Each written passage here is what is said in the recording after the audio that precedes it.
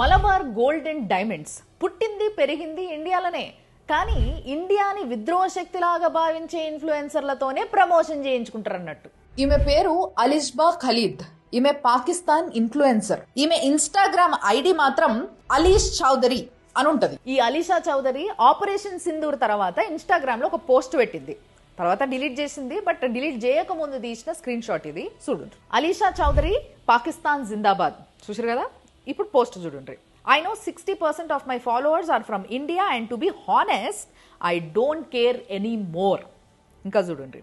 I don't care about followers. I care about my country, my people and stand on a right side of history. To the influencers staying silent just to protect their Indian following, shame on you.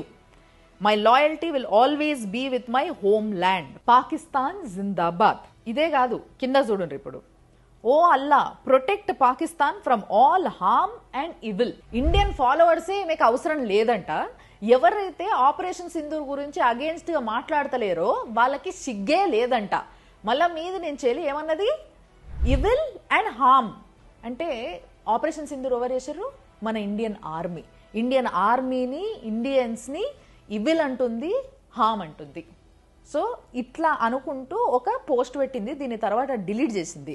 But ఎందుకు delete చేసిన అర్థమైంది కదా ఇప్పుడు మీకు. India నుంచి పైసలు అయితే కావాలి, ఏమైనా ప్రమోషన్లు ఉంటే కావాలి, అంతేగాని ఇది మాత్రం ఇట్లాంటి పోస్టులు పెట్టాలి. సో ఈమె ఉద్దేశాలు ఏంది అనేది చాలా క్లియర్గా అందరికి అర్థమైంది కదా.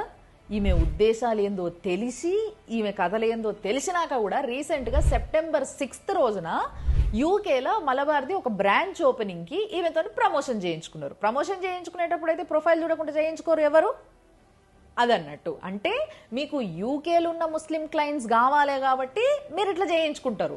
మరి మినిమం అరే మనది ఇండియన్ బ్రాండ్, ఇండియాలోనే జీరో నుంచి కొన్ని వేల కోట్లకి మన ఆస్తులు పెంచిండ్రు, మనని ఇంత పైకి వచ్చేలాగా, మనం ఇంత ఎదిగేలాగా చేసిందే ఇండియన్స్, వాళ్ళ మనోభావాలు దెబ్బతినకుంటూ ఉండాలి, మనం ఏమైనా చేస్తే అనే ఇంగితం కూడా లేదా? తెలవనోళ్ళ కోసం ఒక్కసారి చెప్తున్నా నేను. ఈ మలబార్ గోల్డ్ అండ్ డైమండ్స్ అనే బ్రాండ్ ఏదైతే ఉందో కేరళలో కోయికోడ్లో 1993లో మొదలైంది.